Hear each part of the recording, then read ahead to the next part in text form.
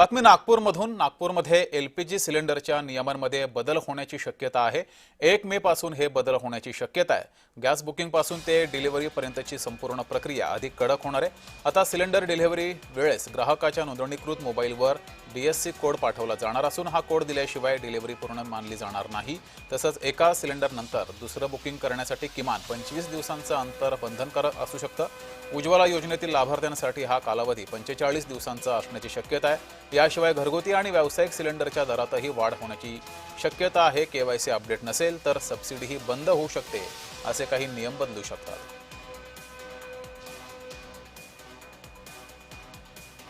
अधिक माहिती घेऊया. आपले प्रतिनिधी तेजस मोहतुरे आपल्या सोबत जोडलेले आहेत. तेजस, हे नेमके आत्ताच बदल करण्याची काय नेमकी गरज आहे? का अशी गरज वाटली आहे?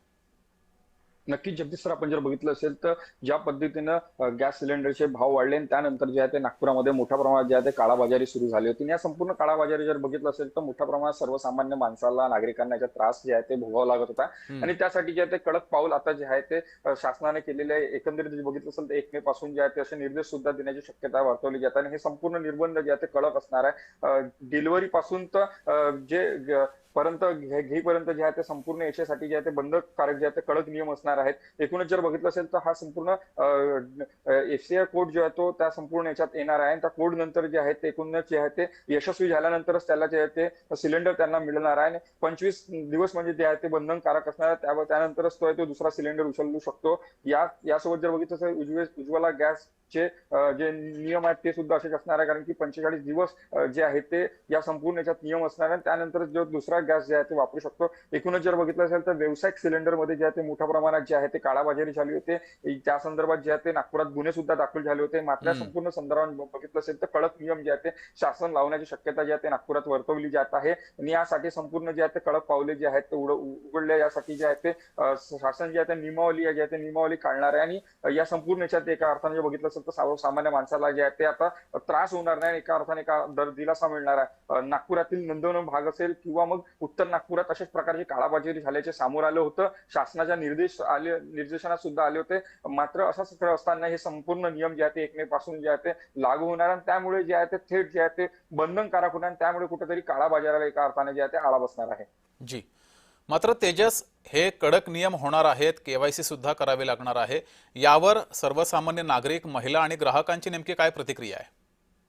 नक्कीच आपण जर बघितलं असेल तर सुरुवातीला काळात जेव्हा गॅस सिलेंडर महाग झाले होते, युद्धजन्य परिस्थिती निर्माण झाली होती, त्यावेळेस अनेक सामान्य नागरिक जे आहेत ते रांग लावत होते. आणि या सगळ्या याच्यात जर बघितलं असेल तर एकाच्या नावावर जर सिलेंडर बुक झाले होते तर दुसरा व्यक्ती कुठेतरी घेऊन जात होता. जेव्हा त्याला सगळ्या गोष्टीची माहिती मिळत होती त्यावेळेस जेव्हा तो एजन्सीमध्ये जेव्हा जात होता त्यावेळेस हे असं लक्षात येत होतं की माझ्या नावाने कोणत्या तरी एका व्यक्तीने जे आहे ते सिलेंडर घेऊन गेला आणि त्यामुळे सगळ्या याच्यात जे आहे ते गोंधळ पाहायला मिळत होता. आणि त्यामुळे जे आहे कुठेतरी मोठ्या प्रमाणात काळाबाजी येत होती. हे संपूर्ण नागपूरच्या जिल्हाधिकारी जे आता सध्या घडीला नागपूर महानगरपालिकेचे आयुक्त विपिन इटनकर यांच्या संपूर्ण लक्षात जे आहे ते आले. आणि सगळ्या याच्यात जे आहे ते कडक नियमावली आता असणार आहे. त्यासाठी जे आहे ते कोड असणार आहे. जेव्हा डिलिव्हरी सिलेंडर जेव्हा घेईल त्यावेळेस ते त्याला त्या ठिकाणी जे यशस्वी झाल्यावरच जे आहे एका अर्थाने त्याला सिलेंडर मिळणार आहे. या सगळ्या नियमावलीसाठी जे आहे ते सर्वसामान्य माणसाला एका अर्थानं, सर्वसामान्य महिलांना सुद्धा दिलासादायक मिळणार आहे. कारण की कुठेतरी त्याची काळाबाजारी एका अर्थानं थांबणार आहे. आणि जे अतिरिक्त पैसे जे आहेत एका अर्थानं काही ठिकाणी एजन्सीमध्ये घेत होते त्यावर सुद्धा जे आहे ते आळा बसणार आहे. त्यासाठी जे आहे ते